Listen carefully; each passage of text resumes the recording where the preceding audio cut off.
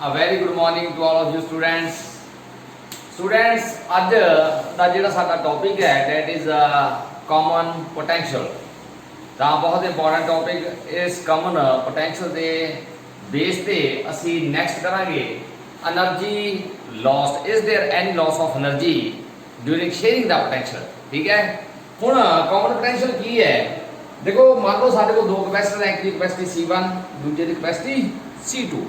ठीक है, ਅਸੀਂ ਇਸ ਨੂੰ ਚਾਰਜ देता कुछ, ठीक है, Q1 चार्ज देता जितना इसका पोटेंशियल रेंज हो गया V1, ਇਹਨੂੰ Q2 चार्ज देता ਇਹਦਾ पोटेंशियल हो गया V2। दो कैपेसिटर लए, पहले की कैपेसिटी C1 दूसरे की C2। पहले ਨੂੰ चार्ज ਦਿੱਤਾ Q1 पोटेंशियल रेंज हो गया V1, दूसरे ਨੂੰ चार्ज ਦਿੱਤਾ Q2 पोटेंशियल रेंज हो गया V2। ठीक है, तो हुण मैं ते कहा भी टोटल पूरे सिस्टम का चार्ज कितना है? पूरे सिस्टम का चार्ज होगा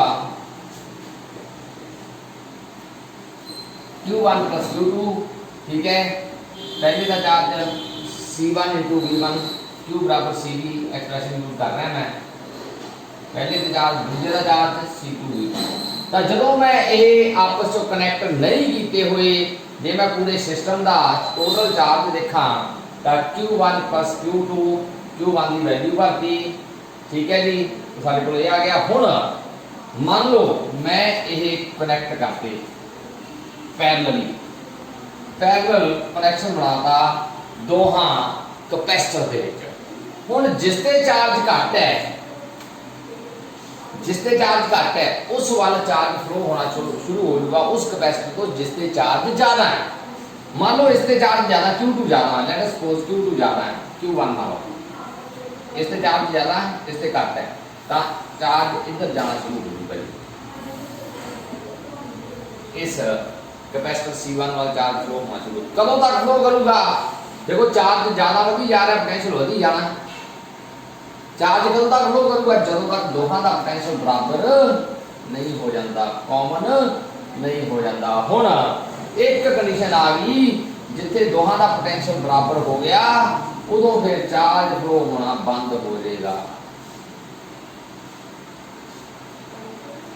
जदों दोहे कैपेसिटर दा पोटेंशियल सेम हो गया, चार्ज फ्लो होना बंद हो जाएगा।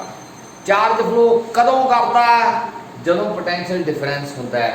तो चार्ज फ्लो तां करता है ताकि दोहां दा पोटेंशियल की हो जाए same, common.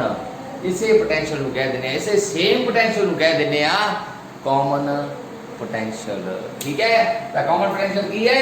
It is the same potential attained by the capacitors when they are connected in parallel. Same potential जिहड़ा हरेक कैपेसिटर ने अटेन कर लिया, उस पोटेंशियल नूं असीं कह दिंदे आ common potential when capacitors are connected in parallel. उम्मीद करदा तुहानूं समझ लग गई। हुण जे मैं चार्ज कहां तां चार्ज हुण आफ्टर कनेक्शन हुण तुहानूं कॉमन पोटेंशियल की डेफिनेशन जे मैं कहां तां की होगी? The same potential attained by each capacitor when connected in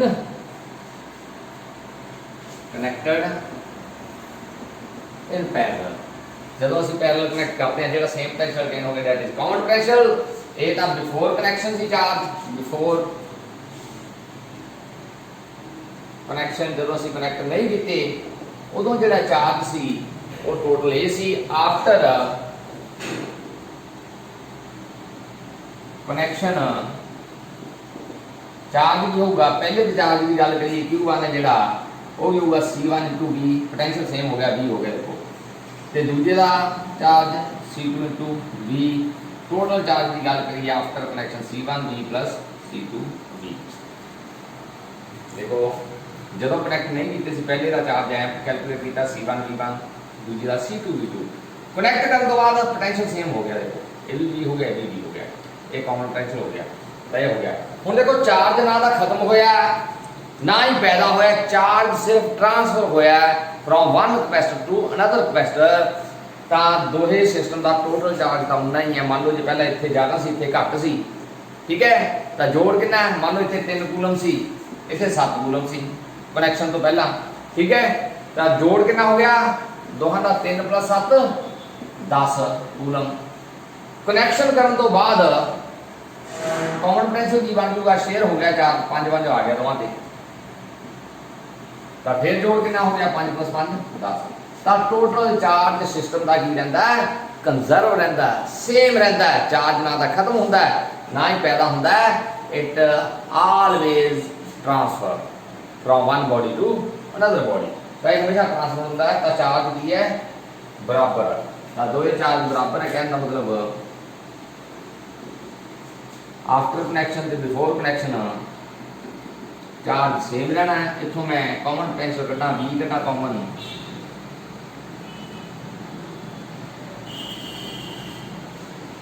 हाँ जी V कढ़ो कॉमन पोटेंशियल एक्सप्रैशन कढ़ना सी कि V कढ़ना है। हाँ V आ गया साडे कोल,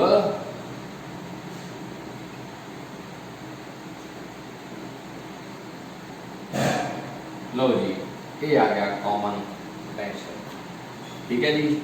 तो जे डेफिनेशन इस तो बनावा, इस तो डेफिनेशन की बनूगी, it is the total, it is the ratio, common potential की ratio of the total charge before connection, connect करने तो पहला, तो it is the ratio of the total charge before connection to the total capacity of the capacitors of the combination, कह सकता the ratio of the total charge before connection, और total charge before connected है to the total capacity of the combination. ये total capacity दो capacitor C1 C2 जोड़ करके, ठीक है।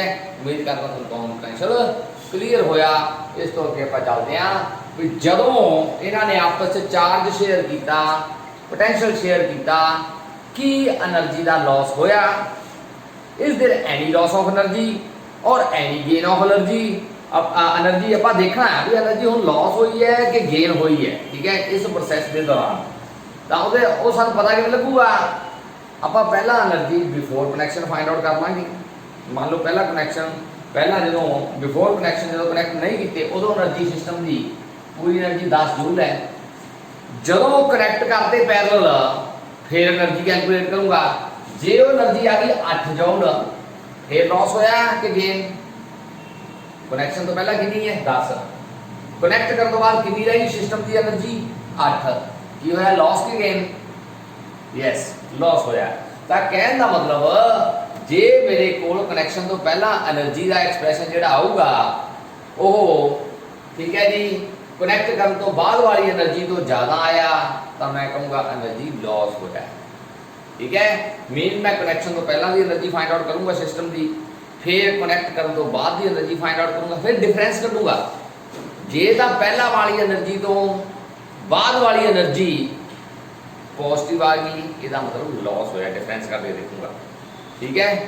पहला एनर्जी 10 जूल है, बाद वाली 8 है, 10 चो 8 करते 2 पॉजिटिव, जे तो पॉजिटिव आ गया तो एनर्जी लॉस होया, जे भाई ना आया तो एनर्जी लॉस नहीं होया। आप हम यही प्रूव करना, very important article, is there loss of energy on sharing potential between two capacitors. Common potential का एक्सप्रैशन याद रखियो क्योंकि यह यूज होना। लो जी पहला एनर्जी करते हैं आप बिफोर कनैक्शन, जदों असीं कनैक्ट नहीं कीते सी तो मान लो एनर्जी है जी साडे कोल E1 है, तो एनर्जी का पहले कैपेसिटर की एनर्जी का, जो मैं कनैक्शन तो पहला की गल करा, कैपेसिटी C1 पोटेंशियल V1 सी, तो एनर्जी कढ़नी है इस एक्सप्रैशन तो सानू पता E1 के 1/2 C1 V1 स्क्वायर। दूजे की एनर्जी की गल करा, ठीक है जी, दूजे कैपेसिटर की एनर्जी ये साडे कोल आ गई 1/2, ये एक्सप्रैशन आप कट चुके हैं। ये की है बिफोर कनैक्शन, टोटल सिस्टम की एनर्जी दोनों का जोड़ हो जाऊगा,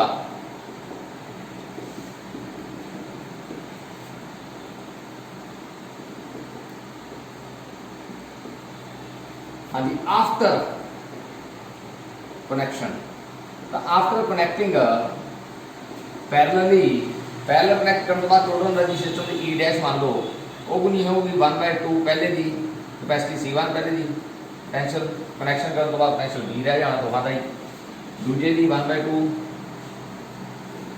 लो जी ਇਹ ਬਣ ਗਈ ਸਾਡੇ ਕੋਲ ਕਨੈਕਸ਼ਨ ਕਰਨ ਤੋਂ ਬਾਅਦ ਇਹ ਪਹਿਲਾ, ਜੇ ਪਹਿਲਾ ਵਾਲੀ ਦੇ ਮਾਈਨਸ ਕਰਾਂ ਪੋਜ਼ਿਟਿਵ ਰਿਜ਼ਲਟ ਆ ਗਿਆ ਤਾਂ ਲਾਸ ਹੋਇਆ, ਵੀ ਪਹਿਲਾਂ ਜ਼ਿਆਦਾ ਹੈ ਜੇ ਬਾਅਦ ਵਾਲੀ ਘਟ ਗਈ, ਕਿਵੇਂ ਪਤਾ ਲੱਗੂ ਘਟ ਗਈ, ਇਹਦੇ ਵਿੱਚ ਇਹ ਮਾਈਨਸ ਕਰੀਏ, ਜੇ ਰਿਜ਼ਲਟ ਪੋਜ਼ਿਟਿਵ ਆ ਗਿਆ ਤਾਂ ਲਾਸ ਹੋਇਆ, ਜੇ ਰਿਜ਼ਲਟ ਪੋਜ਼ਿਟਿਵ ਨਾ ਆਇਆ ਤਾਂ ਲਾਸ ਨਹੀਂ ਹੋਇਆ। ਤਾਂ ਮੈਂ ਹੁਣ ਪਹਿਲਾਂ ਵਾਲੀ એનર્ਜੀ ਚੇਂਜ ਦੇਖਾਂਗਾ, ਪਹਿਲਾਂ ਵਾਲੀ એનર્ਜੀ ਤੋਂ ਬਾਅਦ ਵਾਲੀ એનર્ਜੀ ਮਾਈਨਸ ਕਰਕੇ, ਇਫ ਡੈਲਟਾ E ਕੀ ਆ ਗਿਆ positive, then there is loss of energy।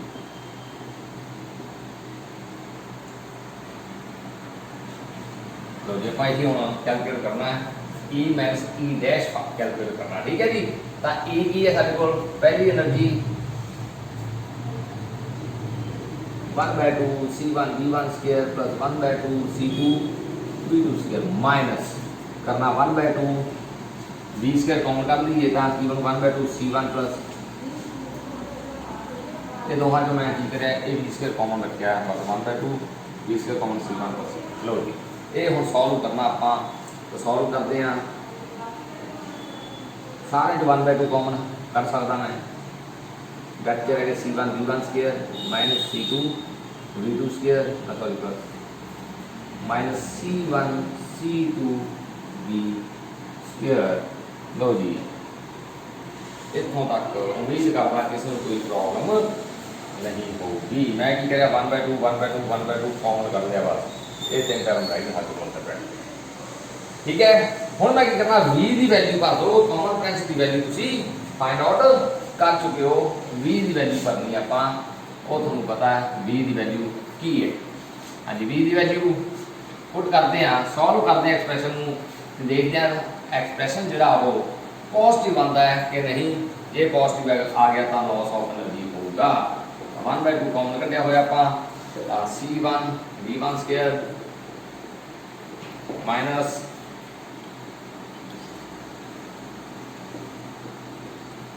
ये वैल्यू भरना मैं V की स्क्वायर की, तो वो की है तुहानूं पता है आप पहले कर चुके हैं C1 V1 C2 V2 upon C1 plus C2 ये पूरे का स्क्वायर है। इतों असी ये एक्सप्रैशन फाइंड आउट किया। हाँ जी हुण मैं ये C1 प्लस C2 एलसीएम लाँगा,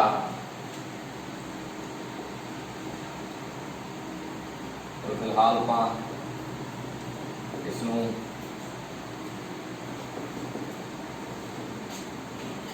देखो ये स्क्वायर है जिहड़ा पूरे का तो अलग अलग करके लिख लेना मैं, थोड़ा जिहा एक स्टैप बढ़ जूगा पर तुहानूं समझ आ जूगा। देखो इसका स्क्वायर अड्ड नीचे लिख लिया, उपरले स्क्वायर अड्ड लिख लिया ऊपर, ये स्क्वायर नाल एक टर्म कैंसिल हो गई, ठीक है जी। एक टर्म रह गई बस C1 C2, ये एलसीएम ले लो, एलसीएम जिहदे विच देखो कुछ नहीं है उहदे विच 1 हुंदा है, इनू इहदे नाल मल्टीप्लाई करांगे पूरे C1 C2 इस नाल मल्टीप्लाई करांगा, ये 1 नूं उहदे नाल करांगा तो 1 नूं नाल करांगा तो कोई फर्क ही नहीं पैना, वो तो एज इट ही आ जाना है ना। तो असी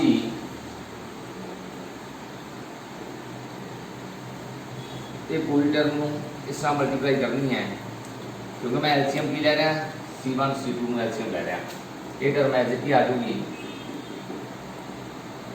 एलसीएम लेना उम्मीद करना तुम सारे को पता है, सारे का एलसीएम की आ गया C1 प्लस C2। इतों तक उम्मीद करता किसी को कोई भी प्रॉब्लम नहीं होगी। इसनूं बाहर करती ब्रैकेट तो आप ब्रैकेट सॉल्व करिए। हाँ जी C1 को इस मल्टीप्लाई करा पहला C1 स्क्वायर, C1 को इस मल्टीप्लाई करते हैं पूरी ब्रैकेट नाल,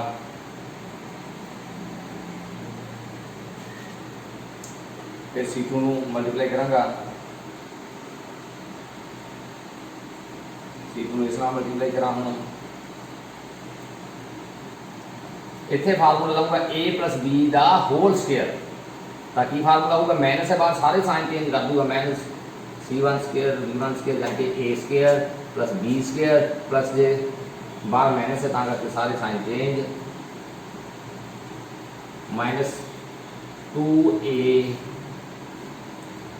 करांगा। हम तुम कहोगे ये फार्मूला प्लस का पर इतने माइनस आ रहा है क्योंकि बाहर माइनस ही ब्रैकेट होना सारे साइन माइनस। लो जी C1 V1 का स्केयर है देखो C2 V2 का स्केयर प्लस ये माइनस कैंसल C1 V1 का स्केयर प्लस माइनस कैंसल। ठीक है जी, साढ़े को जो टर्म रहेगी वो देखो की रहेगी ऊपर एक तो रहेगी साढ़े को C2 V2 स्केयर दूसरी रहेगी एक टर्म ये रहेगी अपने को C1 C2 V2 square C1 C2 V1 square sorry C1 C2 V1 square एक रहेगी C1 C2 V2 स्केयर एक रहेगी minus 2 C1 C2 V1 V2 मतलब ये टर्म रहेगी। ये सारी टर्म की है 2C1 प्लस C2 ये टर्म डिनोमिनेटर। ठीक है, हम उपली टर्म से देखो कॉमन की निकला C1 C2 हैगा C1 C2 हैगा C1 C2 हैगा उपली टर्म से। तो साडे कोल जे मैं हम सॉल्व करांगा उपली टर्म जो कॉमन कढीए साडे कोल की आ रहा है नॉमिनेटर जो कॉमन कढीए तो साडे कोल नॉमिनेटर जो कॉमन आ गया C1 C2 नीचे की भी है 2C1 प्लस C2। हाँ जी, ये साडे कोल टेक्स्ट की रहेगा V1 square plus V2 square minus 2V1 देखो ध्यान दो थोड़े को C1 C2 C1 C2 C1 C2 common कर लिया तो इतने V1 square plus V2 square minus 2V1 V2 रह गया ऊपर एक ही बन गया A का स्क्वायर प्लस B का स्क्वायर माइनस 2AB फार्मूला बन गया। देखो तो ऊपर साडे को बन गया नॉमिनेटर च C1 C2 V2 minus V1 का स्क्वायर बन गया बटा 2C1 लो जी ये फाइनल एक्सप्रेशन बन गया। हम तुसी दस सकते हो ये पॉजिटिव है नेगेटिव बनया एक्सप्रेशन। देखो कैपेसिटी का बड़ा कैपेसिटी हमेशा पॉजिटिव होनी बड़ा पॉजिटिव होगा कैपेसिटी का जोड़ भी पॉजिटिव होगा कैपेसिटी हमेशा पॉजिटिव होगी है। दो वैल्यू का माइनस डिफरेंस है जो नेगेटिव हो सकता है पर जो नेगेटिव का स्केयर हो जाए तो वो भी पॉजिटिव होता है। तो मीन्स ए टर्म का नेगेटिव हो ही नहीं सकती क्योंकि इसका स्केयर है ऊपर। ठीक है, ए टर्म भी पॉजिटिव होगी ए भी पॉजिटिव सो डेल्टा ई किया गया this is positive value greater than 0। It means there is loss of energy on sharing the potential between two capacitors when they are connected in parallel। yes इथों गल की कढ़िया सी कि जदों दो capacitor ਨੂੰ ਅਸੀਂ parallelly connect ਕਰਦੇ ਆ ਤਾਂ ਉਹਨਾਂ ਵਿੱਚ ਪੋਟੈਂਸ਼ੀਅਲ ਸ਼ੇਅਰ ਹੁੰਦਾ ਹੈ। ਜਿਹਦਾ ਪੋਟੈਂਸ਼ੀਅਲ ਜ਼ਿਆਦਾ ਉਹਦਾ ਘਟਣਾ ਸ਼ੁਰੂ ਹੋ ਜਾਂਦਾ ਜਿਹਦਾ ਘੱਟ ਹੈ ਉਹਦਾ ਵਧਣਾ ਸ਼ੁਰੂ ਹੋ ਜਾਂਦਾ। ਦੋਹਾਂ ਦਾ ਪੋਟੈਂਸ਼ੀਅਲ ਇੱਕ ਜਗ੍ਹਾ ਤੇ ਆ ਕੇ ਸੇਮ ਹੋ ਜਾਂਦਾ। ਜਦੋਂ ਪੋਟੈਂਸ਼ੀਅਲ ਸੇਮ ਹੋ ਗਿਆ ਉਹਨੂੰ ਕਾਮਨ ਪੋਟੈਂਸ਼ੀਅਲ ਕਹਿ ਦਿੰਦੇ ਆ। ਉਸ ਤੋਂ ਬਾਅਦ ਚਾਰਜ ਜਿਹੜਾ ਉਹ ਟ੍ਰਾਂਸਫਰ ਨਹੀਂ ਹੁੰਦਾ। ਠੀਕ ਹੈ, ਇਹ ਜਿਹੜਾ ਸ਼ੇਅਰਿੰਗ ਆਫ ਪੋਟੈਂਸ਼ੀਅਲ ਹੋ ਰਿਹਾ ਹੈ ਇਸ ਦੌਰਾਨ એનર્ਜੀ ਦਾ ਲਾਸ ਹੋਇਆ ਕਿੰਨਾ ਹੋਇਆ ਇਹ ਐਕਸਪ੍ਰੈਸ਼ਨ ਹੈ ਜਿਹੜਾ ਇਹ ਦੱਸਦਾ ਹੈ कि कितना एनर्जी का लॉस होगा। जिन्ना पोटेंशियल का डिफरेंस दो कैपेसिटर से ज़्यादा होगा ए फैक्टर उतना ही ज़्यादा होगा उतना ही लॉस ऑफ एनर्जी ज़्यादा होगा। ठीक है, मान लो एक कैपेसिटर है जी कैपेसिटी 10 वोल्ट है तो दूसरा कैपेसिटर जी कैपेसिटी 2 वोल्ट है। इन्होंने जोड़ांगा ज़्यादा लॉस होगा कि जे एक कैपेसिटर जी 20 वोल्ट है एक कैपेसिटर जी कैपेसिटी 5 वोल्ट है। इन्होंने दोहां नूं पैरेलली जोड़न ते ज़्यादा लॉस होगा कि इन्होंने दोहां डिफरेंस देखिए असी 20 ते 5 का डिफरेंस कितना है 15 वोल्ट। इहदा डिफरेंस कितना है 8 वोल्ट। तो लॉस इन्होंने दोहां नूं जदों पैरेलली कनैक्ट करांगे ज़्यादा होगा क्योंकि the loss of energy depends on the potential difference between two capacitors. तो उम्मीद करता भी तुम देखो ये आर्टिकल बहुत इंपॉर्टेंट आर्टिकल। ठीक है, तो बच्चे कैलकुलेशन जो उलझते हैं तुम फाइनल रिजल्ट याद रखियो जिथे तुम लगता भी तुम कैलकुलेशन कि उलझ गए तो उत्थे ही अपना एक्सप्रैशन छाप के अपना फाइनल रिजल्ट लिखो। देखो delta E is positive so there is loss of energy final result तुम शो कर सकते हो। उम्मीद करता थोनू अज का लैक्चर समझ लग्या तो तुसी इस वीडियो नू भाई ध्यान नाल लर्न करोगे। इस एक्सप्रैशन को 2-3 बार करे लिख के देखो। ठीक है, थैंक यू, थैंक्स लॉट।